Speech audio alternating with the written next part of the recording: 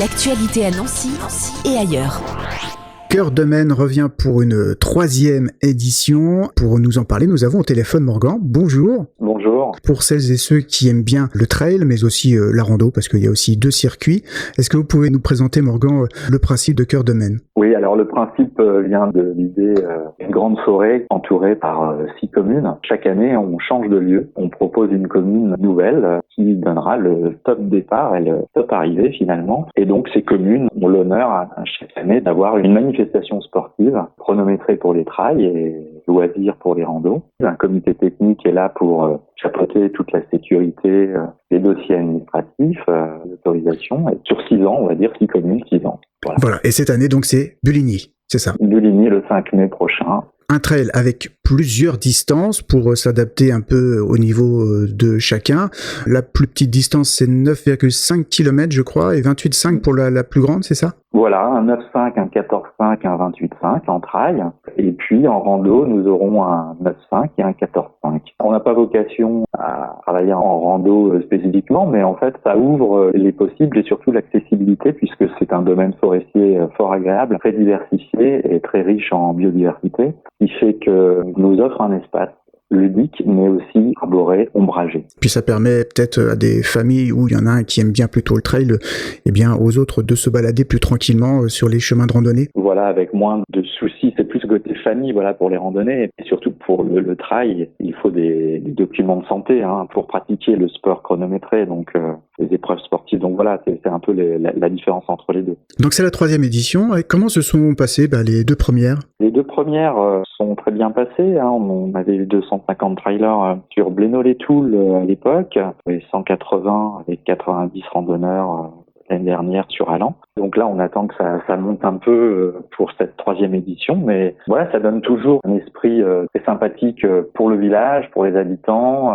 Tout se passe bien dans les règles et que ça profite à tous, quoi. Puis ça motive les organisateurs aussi de voir que ça fonctionne. Le public compte beaucoup, puisqu'en effet, il y a un comité technique à chaque édition d'une quinzaine de personnes qui habitent d'ailleurs les villages autour du massif, qui sont passionnés pour tous les niveaux de l'organisation. Et puis nous avons surtout une quarantaine de signaleurs qui sont obligatoires pour toute organisation de ce type pour paramétrer tous les points de croisement et de sécurité inévitables. Si on n'avait pas les bénévoles signaleurs en plus, aujourd'hui, il est vrai que les épreuves du trail rando ne pourraient pas avoir lieu. Pour le trail, comment ça se passe pour s'inscrire ?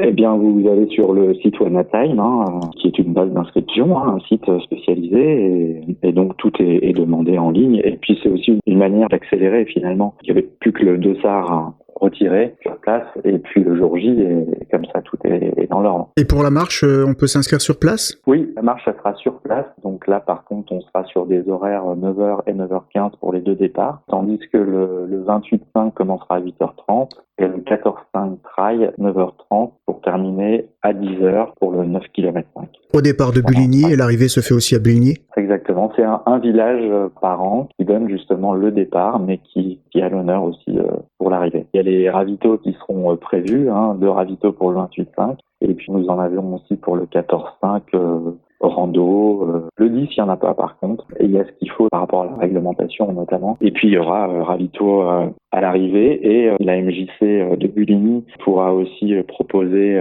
des sandwichs, frites, des choses comme ça, des boissons sur place à l'arrivée.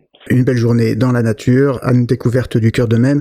Et qu'est-ce qu'on vous souhaite alors pour le dimanche 5 mai ? Alors le beau temps bien sûr, ouais. Mais du monde, il ne faut pas hésiter à venir. Et pourquoi pas pour les années prochaines aussi, on pourrait peut-être penser à des courses plus spécifiques, peut-être un 5 km, peut-être une course aussi plus longue. Donc voilà, différents projets aussi pour les éditions prochaines qui restent sur Vannes-le-Châtel, Uruc, Gibomé. Voilà, il reste encore 3 communes les années prochaines. Ouais. Plein d'idées, plein de projets. Et pour suivre l'actualité, on peut se rendre sur la page Facebook, Insta. Alors Facebook, Insta, donc le site Trail Cœur de Maine, avec toute la réglementation et les actualités. On a 4 sites à visiter, de réseaux sociaux, voilà. Il n'y a pas de souci, tout y est, partagé et puis motiver la famille, les coureurs-coureuses de votre entourage. 3e édition du Trail Cœur de Maine, c'est le dimanche 5 mai. Merci Morgan. À bientôt, au revoir.